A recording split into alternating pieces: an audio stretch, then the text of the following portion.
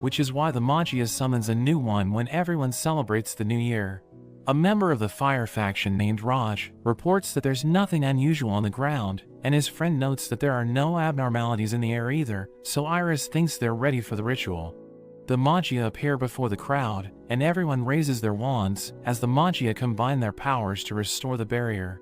Clary wishes everyone a happy new year, but countless gates suddenly appear, and there are monsters that descend from the sky.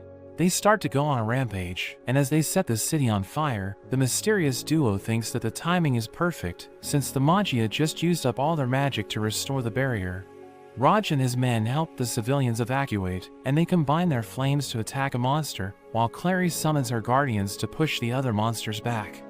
William's friends are amazed by their power, and they realize that high mages are on another level, but the monster survives Raj's attack.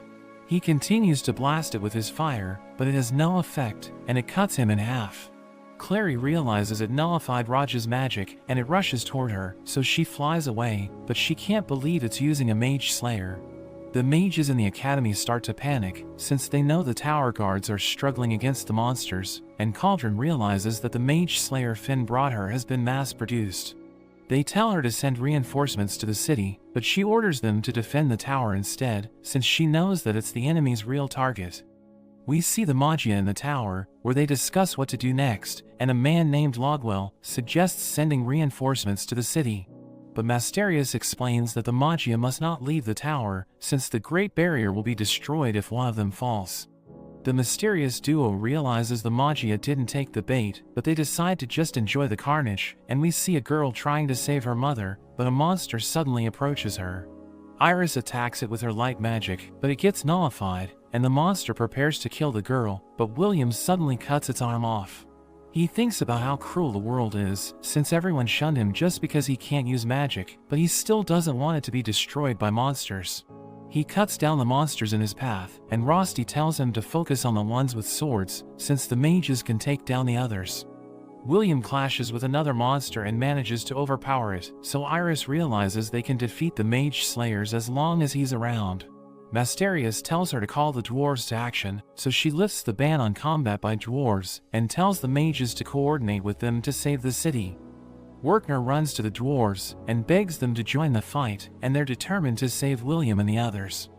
Edward tells his students to focus on the unarmed monsters, but they aren't sure if they can do anything, since even the high mages are struggling against them.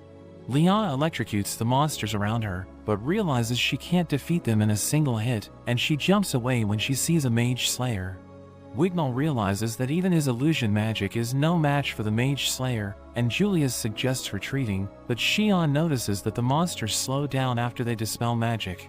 They decide to spam their magic to pin them down, and Xion gives Colette the signal, so she uses her earth magic to lift a giant statue, which crushes the monsters as it falls. Wignall realizes the mage slayer couldn't nullify it since it didn't carry magic, and Liana tells the earth mages they can defeat the monsters, which gives them hope. Clary is impressed by their tactics, and the fire faction holds the monsters back as the dwarves join the fight. The mysterious duo is impressed that their monsters are getting pushed back, and they discuss how their plan was ruined because one of their mage slayers were found. They had to jump on their plan without equipping it on all the monsters, since the mages had already seen their hand, but they're excited to see the special treat. William notices a gate, which brings forth a powerful monster, and it suddenly sends him flying. We see a man running for his life, but Finn takes him down and asks him about the mage slayer. The man tells him it's too late and notes that his mission was to lure him there, so Finn finishes him off. William gets back up, but the monster continues to attack him, and he realizes it's stronger than the Grand Duke. Clary recognizes it as a Devander, a notorious monster from the 40th floor, which has killed previous generations of Magia. The mysterious duo mentions how they sacrificed 50 of their men just to capture it, but they think it was worth it, since it will destroy the city for them. William blocks its attack, but realizes he doesn't stand a chance, since it's far stronger than he is. It pushes him back, and prepares to kill 2 other students, but he protects them and tells them to run. It kicks him away and smashes him to the ground, but Donan suddenly arrives with the dwarves, and tells him to lead it to them. Iris orders the mages to launch a combined attack after the dwarves destroy its mage slayer, but its core suddenly starts to absorb the energy of the defeated monsters, so the dwarves quickly charge at it. But the mysterious duo gets in the way, forcing them to watch as the Devander finishes absorbing the other monsters, and it takes on a new form. It shoots out spikes to take out the dwarves, and the duo thinks it's unstoppable, since both the mages and dwarves are no match for it. It takes out everything in its path, and William can't believe how powerful it is, thinking the only way to defeat it is to use the power that he used against the Duke. Rosti calls out to him and prepares to enchant his sword, but the Devander suddenly gets in the way, and cuts off Rosti's arm. William goes berserk, and he attacks the Devander head-on, but it easily overpowers him. Rosti tells Kiki to go to Colette, and promises to protect her master, so she quickly runs off, and he thinks he already knows what to do. As William continues to clash with the Devander, he realizes he can't defeat it no matter how hard he tries, and it sends him crashing against the wall. He thinks it's all over for him, and the Devander prepares to finish him off, but Rosti sacrifices himself to save William. He tells William he'll always be by his side, and disappears before his eyes, and William cries for him as he falls. Werkner catches him and flies away, but we see that William dropped his sword, and he can't believe Rosti is dead. The Maggia watch the events unfold, and Zio decides to join the fight, since he wants to help the people in the city, but Cariat reminds him that the Great Barrier will disappear if one of them falls. He explains that if that happens, the celestial host will destroy the world, so they should wait for their magical energy to recover before they take any actions.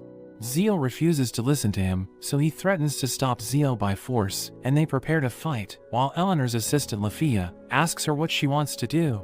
She notes that she'll remain a spectator, but her other assistant Phildus shows her that Wignall is in the city, so she tells Phildus to help him. Elfaria also wants to help William, so she tells Masterius to cancel his order, but he refuses to change his mind, so she unleashes her power and even threatens him if he tries to stop her.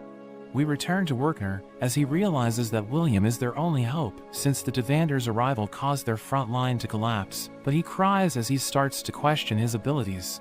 He thinks he isn't strong enough to protect anyone since he can't use magic, and he screams as he recalls how he's suffered because of his lack of talent. He wonders why he's the only one who can't use magic, and Werkner tells him to pull himself together, but the mysterious assassin suddenly gets in their way. He senses that William is a threat, so he decides to take them out, and launches his knives toward them. We cut to Wignall, as a monster prepares to attack him from behind, and Colette saves him, but they suddenly see an explosion in the distance. She sees Kiki, who stares at the explosion, and Colette realizes William is in danger, so she rushes to look for him. She runs past Xian, who decides to follow her, and tells the others to take care of themselves. Wignall and Liana order Julius to make his ice clones, but he gets angry at them ordering him around. The headless man enjoys watching the carnage, and he wants to hunt people's heads, but he knows that he needs to stick to his role as conductor, and launches a dark arrow toward the tower. The Devander sees it and starts to follow it, but Clary realizes it's approaching the heart of the city, so she prepares to cast her spells to stop it, but it suddenly blows her up. Edward tells the dwarves to put their lives on the line, and explains that they must destroy the Devander's mage slayer at all costs, but Gina becomes angry, and asks him if he's telling them to die. He tells her it's the only way to protect the children, but a monster suddenly attacks her from above, so he runs to save her, but ends up getting injured. He blasts it away, but she wonders why he risked his life to save her, so he explains that his life is worthless, since they're fighting an enemy that's immune to magic. He once again begs the dwarves to lay down their lives, so Gina tells her men to gather and protect the city center at all costs. Colette and Xian take out the monsters in their path, but the Devander suddenly appears before them, so Colette attacks it with her earth magic, but it has no effect, and her bracelet malfunctions.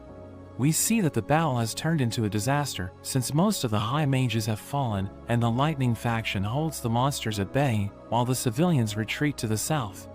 The authorities order the mages to resist to the bitter end, and Rose sees a group of monsters, so she thinks it's all over for her, but she wants to see Colette one last time. One of the students that William saved fights a monster, and his friend tells him they need to escape, but he explains that he wants to do his part, and they start to argue. They panic as a monster suddenly appears, but Eliza destroys it with her magic and orders them to transport the wounded. As they leave, there are more monsters that appear behind her, but she impales them with her magic and thinks she needs to look after her students. Iris receives countless reports that the battle has gone south, so she falls into despair and thinks it's all over for them. But she suddenly hears an explosion, and Finn takes William's sword, asking her if she knows where to find him. We see that the assassin shot down the wyvern, and William survives the crash, but he realizes that Werkner is mortally wounded. Werkner tells him he's the only one who can save the city, but he isn't sure if he can do it, since he can't even protect the people who are important to him. He thinks he isn't strong enough to change the world, and he starts to cry, but Werkner hugs him and admits that he's been lying to him. He explains that William can use magic, and prepares to tell him about the only spell he can use, but he suddenly stops, so William thinks he's dead. Finn suddenly appears, and assures him that Werkner will be fine, but tells him he needs to get back on his feet, since the stage has been set for him. Finn notes that while William can't use the 4 elements, his power comes from his emotions, and he explains that it's so powerful that it can turn fantasy into reality. William thinks a childish trick like that would never work, but Finn tells him to believe in himself, since he can't change the world if he can't even transform. Finn plants his sword in the ground, and tells him to remember his roots as he takes it, explaining that it's time to go on a journey to pass beyond the false sky. His blood falls on the sword, causing it to overflow with energy, and he tells William he already knows the name of his magic, so he should cry it out and bring it into being. He lifts his sword, and as he mentions the word courage, the energy flows into his body and removes his limiter. He starts running through the city, taking out the monsters in his path, and everyone can't believe what they're seeing, since he's clearing the city in a matter of seconds. Xion summons his phoenix, but the Devander instantly destroys it, so Colette tells him to run. He tells her that he'll never retreat, since he knows that William would do the same, and he refuses to lose to him. William suddenly arrives, and sees that the Devander is about to kill Xion, so he rushes to block the attack, causing a powerful shockwave as he pushes it back. In a flashback to the founder Sadie's, she mentions that the celestial stairway has been sealed, but it will only buy them time before the celestial host destroys the world. She tells Finn to take care of her baby, who will serve as their lone sword, and she forms a pact with him, telling him to produce someone who can use the 5th element. She notes that he must find a key that will tune this world, and he promises to find his way to the wand and sword, since it's the only way to save everyone. Back in the present, Finn wonders what will happen now that William has removed his limiter, and he hopes the pact he made with Sadie's will lead them to victory. William charges in and slashes the Devander, which sends it flying toward the academy, so Cauldron summons a barrier to stop it. She wonders what's going on, and sees William approaching, so she realizes he blew it away. The area explodes as he clashes with the Devander, and William's friends know he's fighting to protect everyone, so they rush to his side. Julius doesn't want to go with them, but he doesn't want to be left alone, so he goes after them. Edward and the students know William caused the explosion, and they can't believe he can keep up with such an overpowered beast, while the Magia are amazed by his bravery. Clary wakes up, and she's surprised that William can fight on even footing against the Devander, since it easily wiped her out. Edward is glad she's still alive, and she asks him about William, but he still can't acknowledge his strength. As the other students arrive, one of them named Emma wants to help out, but her friends tell her she would only get in William's way, and they think they have no right to stand by his side, since they bullied him for having no talent. Xion starts to cheer for him, and as his friends follow suit, their classmates realize William is their only hope, so they start to root for him as well. Edward thinks he'll lose since he can't use magic, but Clary notes that he hasn't changed at all, and tells him to believe in his student. The others also cheer for William, and as he continues to clash with the Devander, he recalls how he hated this world, since everyone mocked him for having no talent. But he always wanted them to acknowledge him, and he's determined to protect them at all costs. He strikes the Devander with all his might, but his sword suddenly breaks, since it can't handle his power. Everyone starts to worry about him, and Alferia realizes he's in trouble, so she decides to make her move. The other Magia remind her they aren't allowed to leave the tower, but she explains that she's just watching from the balcony, and she suddenly summons an ice sword. It falls toward William, and creates a shockwave as it hits the ground, and he absorbs it into his sword. His friends are worried that it won't work, since the Devander is immune to magic, and as it rushes at him, William slashes it with his sword. His attack ignores the Mage Slayer, and makes the Devander bleed, so the assassin wonders what kind of magic he's using. The Maggia know he's using the fifth element, which is the primeval key that started the world, and Masterius realizes that Finn has fulfilled his promise to Sades.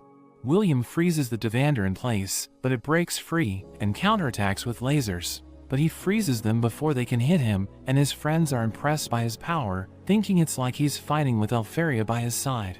The Headless Man summons countless monsters to surround him, but he activates his Overload skill, which summons an ice castle and impales